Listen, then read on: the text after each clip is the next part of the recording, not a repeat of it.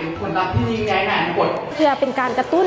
การเฮ็ดแบรนดิ้งอยู่ในลาวเขาไม่ได้มานั่งฟังละล่าหรือว่าได้มานั่งเว้าละล่าแต่เขาจะมาได้เรียนรู้นำกัน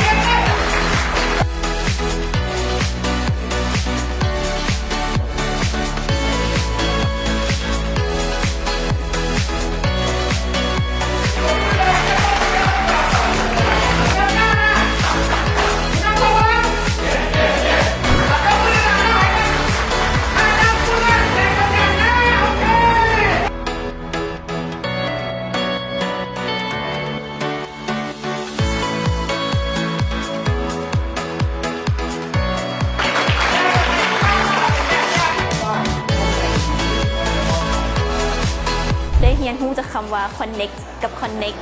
ก็คือการที่เราได้มาเชื่อมตัวกับคนที่มีแพชชั่นคือกันคนที่สนใจเกี่ยวกับธุรกิจคนที่สนใจสร้างการเปลี่ยนแปลงในสังคมการที่ได้เข้ามาในมื้อนี้นี่เป็น4 ชั่วโมงที่ว่าคุ้มค่าเลยก็คุ้มค่าเพราะว่าแต่ละคนตั้งใจมาเพื่อให้สิ่งใดสิ่งหนึ่งแก่บางคนเราได้เรียนรู้จากหลายๆคนเลยบ่ว่าจะเป็นคนที่เฮ็ดธุรกิจผิดพลาดแล้วก็ใหญ่ขึ้นมาหรือว่าคนที่มีความฝันและเฮ็ดตามความฝันเป็นงานที่ทุกคนจะได้มาล้มกันเราบ่ได้มานั่งฟังละล่าหรือบ่ได้มานั่งเว้าละล่าแต่เราจะมาได้เรียนรู้นำกันและแน่นอนว่าครั้งต่อไปก็จะมีอย่างหลายขึ้นกว่านี้อีกได้ข้อมูลอย่างหลายๆอย่างบ่ว่าจะเป็นข้อมูลทางด้านธุรกิจที่เพิ่นมาเข้าร่วมในการตอบคำถามได้ข้อมูลทั้งด้านการเงินอัดแน่นทั้งด้านการบริหารอย่างต่างๆได้ข้อมูลแบบแน่นเลยเนาะทางสมาคมลาว SME เชิญเฮามาเป็นสปิเกอร์ในมื้อนี้เนาะเพื่อมาแชร์ประสบการณ์แล้วก็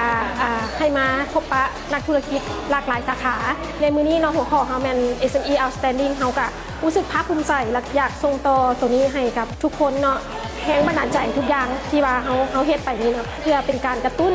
การเฮ็ดแบรนดิ้งอยู่ในลาวเพื่อก้าวไกลสู่ระดับโลกดีใจหลายที่โครงการเรา SME ได้มาสุกยู่หรือว่าแนะนำโครงการดีๆให้มีการแลกเปลี่ยนความรู้เพิ่มพลังต่างๆเปิดโอกาสให้เห็น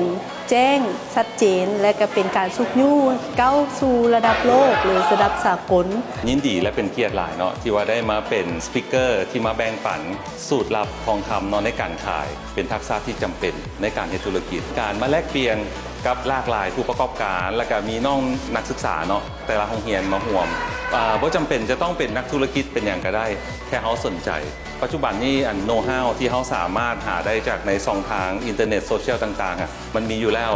แต่โน้ตฮู้นี่ถ้าเขาบ่มาด้วยตัวเองมาประสบมาฮู้จักกันด้วยตัวเองมันก็สิเป็นการยากในการที่ว่าเขาสินำพาธุรกิจเขาก้าวไปเนาะขอให้ทุกคนลองมาเปิดใจลองมาร่วมในงานเรา SME Connect แน่นอนทานสิได้หลายกว่าความรู้แน่นอนเนาะขอบใจ